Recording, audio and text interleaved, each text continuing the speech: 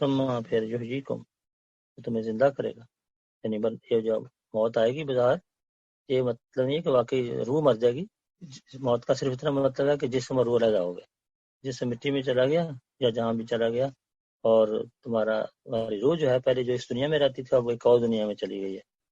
حضرت خلیفۃ المسیح صالح رحمۃ اللہ نے ایک خطبے میں فرمایا کہ موت کیا ہے؟ ایک کمرے سے اٹھ کے دوسرے کمرے میں چلے جانا. یعنی روح کا اس دنیا سے دوسرے کمرے اگلی دنیا میں ایک اور دنیا میں چلے جانا، یعنی ایسی ہے جیسے اس کمرے میں اٹھ کر دوسرے کمرے میں چلے جانا. ثم یمیتکم ثم یحییکم پھر تمہیں زندہ کرے گا. ثم الیہ ترجعون پھر تم اسی کی طرف لوٹائے جاؤ گے. ایک لحاظ سے انسان ہر روز مرتا بھی ہے اور پھر زندہ بھی ہوتا ہے.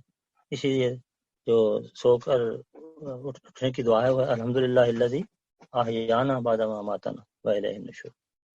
یہ ہر روز کا جو سونا ہے اور ہر روز کا اٹھنا جو ہے دراصل یہ آخرت کی یاد ہے.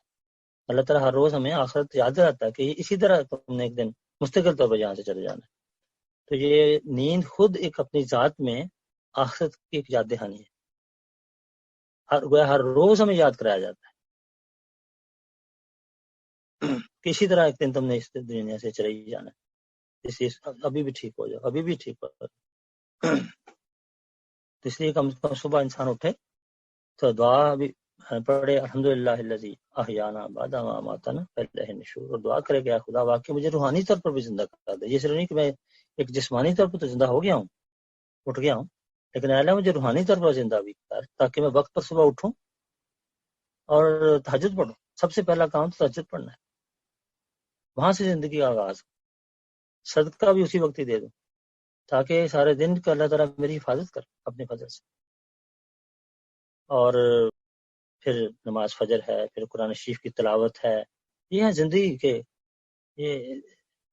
کے فیشن کہہ لیں، یہ ہے روحانی زندگی. پھر نصیر صاحب کی کتابیں پڑھنا ہے. بہرحال ان چیزوں کے ساتھ اگر زندگی ہوگی تو وہی ایک روحانی زندگی ہے، اور یہی وہ لوگ ہیں جن کے متعلق حضرت صاحب فرماتے ہیں زندہ وہی ہیں جو کہ خدا کے قریب ہیں، مقبول بن کے اس کے عزیز و حبیب ہیں.